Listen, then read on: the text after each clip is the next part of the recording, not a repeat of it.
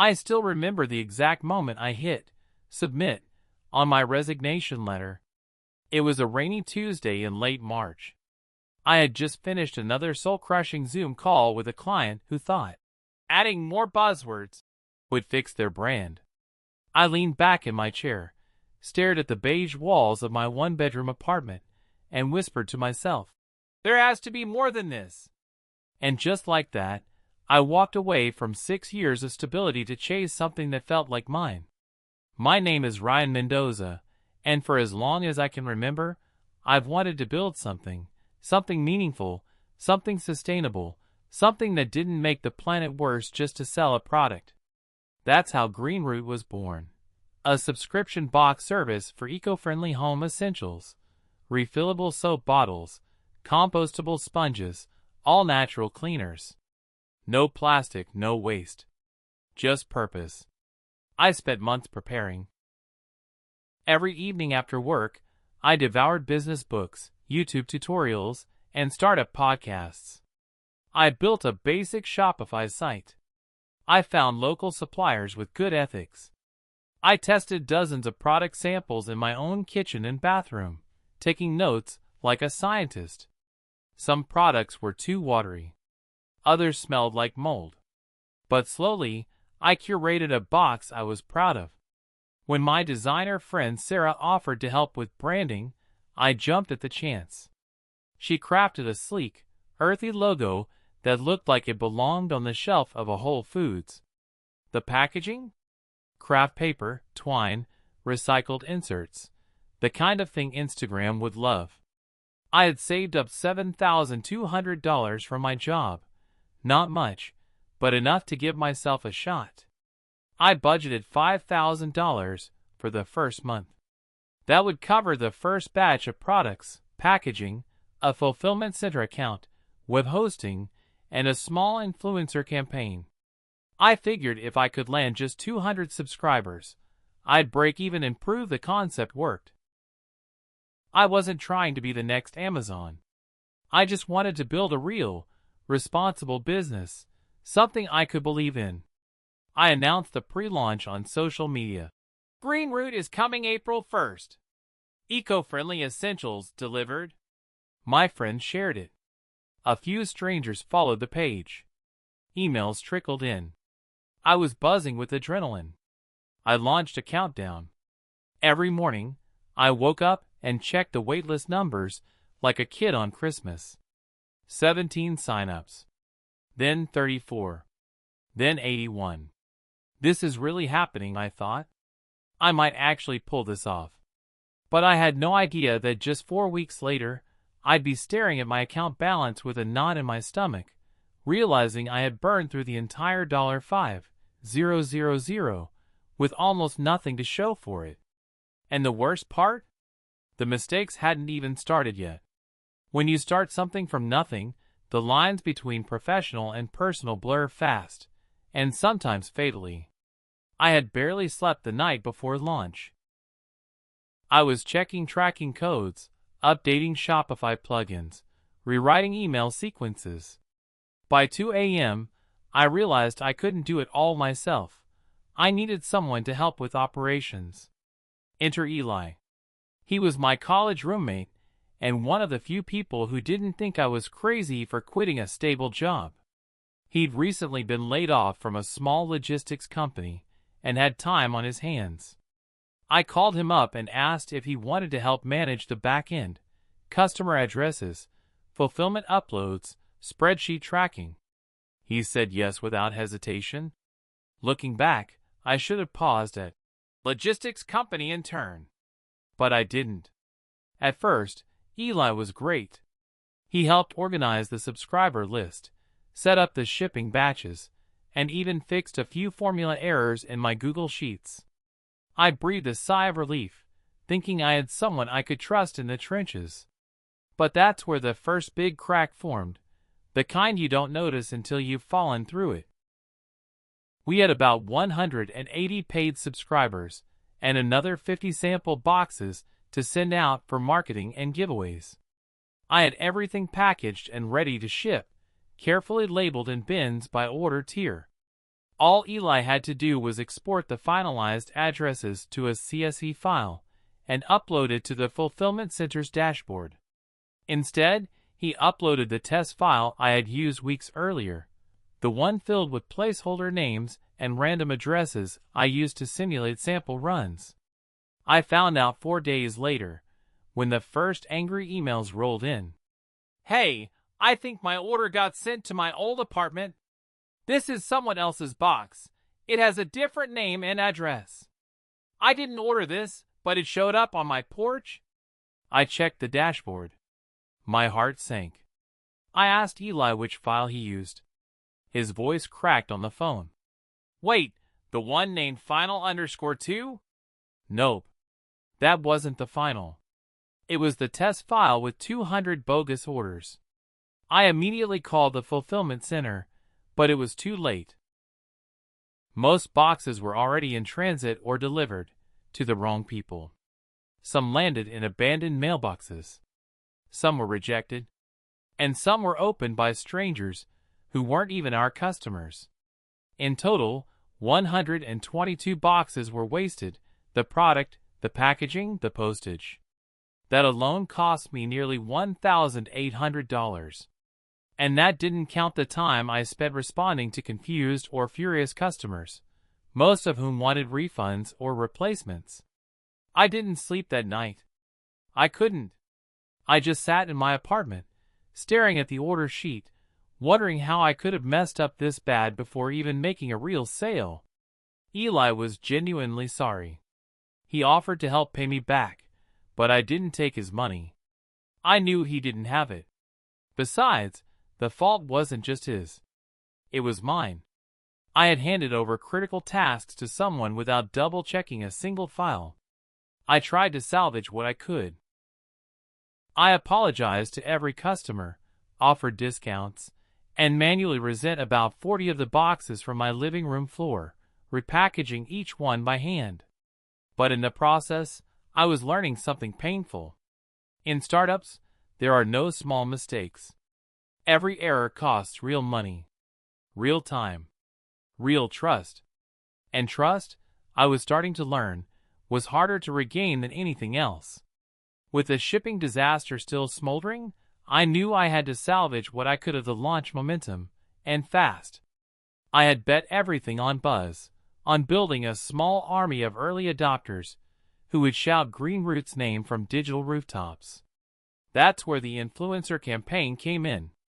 2 weeks before launch, I had carefully selected 20 micro-influencers from Instagram and TikTok, mostly wellness bloggers, zero-waste advocates, and minimalist lifestyle creators. They had followings between 10K and 100K, small enough to feel real, large enough to drive traction. I sent each of them a free Greenroot box, crafted custom notes, and included a small payment of $150 as an incentive to post within 2 weeks of delivery. I imagined the posts: gorgeous lighting, hands unboxing compostable paper, captions about living cleaner and greener. I imagined the orders pouring in. But what I got was silence. Days passed. Then a week. Only 4 influencers posted anything at all. One did a lazy Instagram story, 10 seconds, uncaptioned, not even tagging the brand. Another uploaded a post, but used the wrong brand name. "Loving this from Green Bloom." Green Bloom. Not even close. And then came the video that burned everything down. A lifestyle TikToker named @AmITheAsshole, 85,000 followers, finally posted. I recognized her box from the stamp on the side. But the excitement quickly turned to dread as I watched the clip unfold. She filmed herself unboxing it on her bedroom floor, camera handheld and chaotic. The moment she pulled out the soap bottle, she made a face. "Why does this smell like a wet pine cone that's been sitting in your grandma's closet?" Then she laughed, and tossed the soap onto her bed like it was garbage. "Anyway, they said it's eco-something. But like $40? Girl, no." I felt my face flush with heat. Her comment section exploded. It looks like something you'd get at a flea market. Eco scam alert. Green root? More like green trash. By noon, someone had cross-posted the video to Reddit, where it landed in a thread titled, Dumbest Subscription Boxes You've Seen. That's when my Shopify notifications started lighting up, not with orders, but with traffic. Hundreds of people clicking the site link from the thread, and then bouncing within seconds. Then the site went down. Turns out I had chosen the cheapest hosting tier possible, thinking traffic would be gradual. It wasn't. My site crashed under the sudden weight of hate clicks and morbid curiosity. For 6 hours, it returned a 502 error page. When I finally got it back online, the damage had already been done. The buzz was gone. Worse, the brand was tainted. The next morning, I woke up to an inbox full of refund requests, even from customers who hadn't been part of the viral mess. One person wrote, I saw what people are saying. I don't want to be associated with something so gimmicky. Gimmicky. That word kept repeating in my mind like a cruel echo. I opened my browser and searched Greenroot just to see what came up. The top result wasn't my website. It was the Reddit thread, now sitting at 1,200 upvotes. I closed the laptop. For the first time, I questioned everything. Was this even salvageable? Or had I just spent 5 years dreaming about a business that was dead on arrival? When you're chasing a dream, it's easy to live in denial. You tell yourself it's just a rough patch, a slow start, that the next week will be different, that the bad reviews, the refund requests, the awkward silences from friends who said they'd share the brand for sure, all of it is just noise. But at some point, you have to face the numbers. And when I finally did, it felt like someone had punched a hole through my chest. I sat down with a notebook, an old calculator, and a Google sheet titled, Month 1 Projection. I had filled it with bright green cells and hopeful labels just a month before.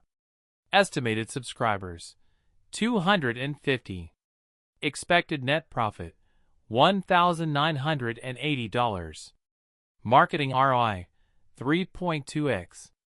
Now none of it mattered. I started line by line, calculating the actual cost per box. Product materials, $9.40. Packaging and printing, $3.85. Shipping per box, flat rate $7.60. Fulfillment center fees, $2.50. Payment processor fee, Stripe $1.75. Influencer fee per unit, amortized $2.10. That came out to $27.20 in direct cost per box, and I was charging $39.99. Not bad on paper. But that didn't include lost products due to shipping error, $1,800. Website crash and hosting upgrade, $189. Ad spend and boosted posts, $560. Refunds issued after influencer fiasco, $843. Manual reshipment costs, $475. Sorry, coupon discounts, $110. That's when I realized something chilling. After all was said and done, my real revenue, after processing fees and refunds, was just $973.22. And my total expenses? $6,156.48. I had blown $5,183.26 in 27 days. I leaned back in my chair numb. The kind of numbness that wraps around your spine and doesn't let go. The kind where you can't even be mad anymore, you're just quiet. The irony was brutal. I had spent 5 years saving up for this. 5 years making coffee at home, skipping vacations, investing in courses I thought would prepare me. And now, all that sacrifice burned in a single month. But the worst blow came not from a number, but from a review. A sustainability blog I had admired for years, the kind I had dreamed of being featured in, published a takedown piece titled, "The Problem with Eco-Subscription Boxes." And right there, in paragraph 3, was my brand name. GreenRoot, while clearly well-intentioned, falls into the same trap as many others: overpriced, overpackaged, and underwhelming. A good idea, poorly executed. I clicked through the comments section. One reader wrote, "This is why I don't support startups anymore. They're just aesthetic scams." I shut my laptop. Not out of anger, out of grief. Because that's what it felt like, a loss. Not just of money, or time, or reputation, but of something deeper. Something personal. This wasn't just a project. It was me. And now the world had pointed at it and said, "No thanks." I didn't talk to anyone for 2 days. I didn't open emails. I didn't check analytics. I just sat with the silence, with the shame. And for a while, I believed that this was the end. But looking back now, I realize that silence wasn't the end. It was the turning point. I didn't have a cinematic comeback moment. There was no tearful call from an investor offering to save the company. No sudden viral post that turned the tide.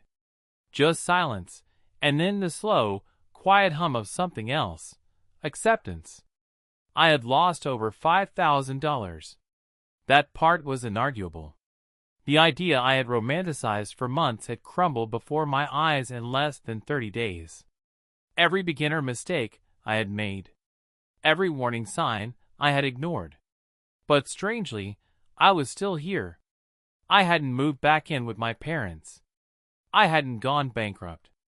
I hadn't even lost everything, just the illusion that it would all go perfectly. And once I let go of that illusion, I began to see what was still standing. Out of the 180 subscribers who signed up that first month, 34 never canceled. A few of them even reached out, not to complain, but to encourage. One message said, "Hey, I know it's been a rough start, but I actually love the scent. Reminds me of the woods behind my grandma's cabin. Keep going." Another wrote, "I respect that you're trying to do something good. That matters more than a perfect first impression." I sat with those words for a long time. And then I opened my laptop. The first thing I did was delete the old projection sheet. It hurt, but it felt good, like pulling out a thorn. Then I created a new doc and titled it, "What I Learned." I wrote down every mistake. Don't outsource critical operations without training or oversight. Never rely solely on influencer marketing. Hosting matters. Emotional attachment can cloud financial sense. And most importantly, validate quietly before scaling loudly. Then I did something I never thought I'd do. I downsized. I canceled the fulfillment center contract. I cleared out my living room. I restructured the business to operate at the kitchen table level. For the next 3 months, I packed every box by hand. I wrote notes myself. I stopped chasing perfect aesthetics and focused on real connection. I emailed every remaining customer and told them the truth. I messed up, but I'm learning. And if you'll let me try again, I promise to do better. To my surprise, many of them responded with kindness. Some even posted about GreenRoot, this time not as a polished, flawless brand, but as a human story of trying and falling and rebuilding. And slowly, something changed. Orders started trickling in.